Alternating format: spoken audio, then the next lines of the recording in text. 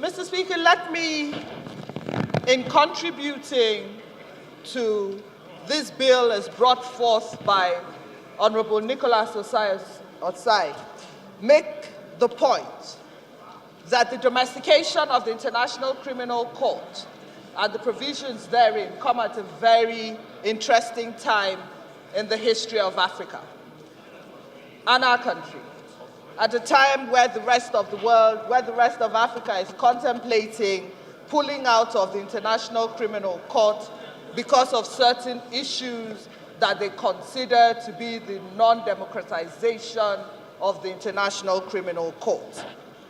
But, Mr. Speaker, sir, even though there was that agreement with the rest of Africa, Nigeria was one of the countries that was very reluctant to go the way of other African countries.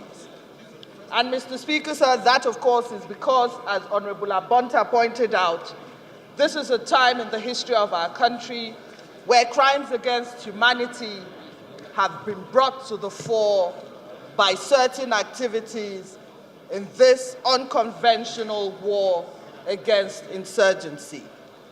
And, Mr. Speaker, sir, what are acts against humanity?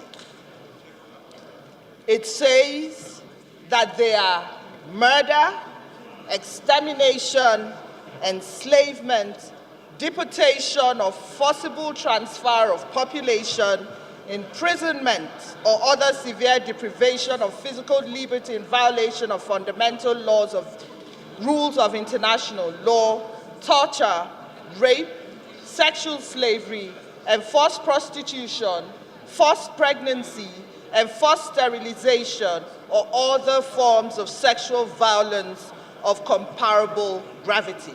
It furthermore goes to say that it is persecution against any identifiable group or collectivity on political, racial, national, ethnic, cultural, religious, gender issues. Mr. Speaker, sir, day in, day out, we come here and we speak to the abduction of the Chibok girls. We speak to the crimes in southern Kaduna. We speak to whether it is genocide or it is crime. We speak to extermination of groups of people. And then the question about whether it is genocide or not continues on the floor of the House, and we come up with resolutions.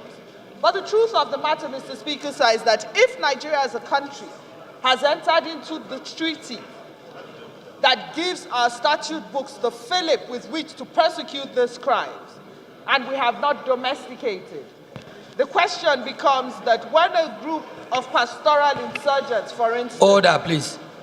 Members should take their seats, please. Honorable members, please take your seats, please. Go into a village and wipe it out after the style of Genghis Khan. What do we try them under? Murder? What is it? All the laws, all the crimes in our statute books fail by comparison to the magnitude of the crimes that are being perpetuated these days against our citizens. It is to that end that I rise to lend my voice to this bill. And I ask order, please. That my dear colleagues... Silence, please. Members should take their seats, please. ...would also support this bill.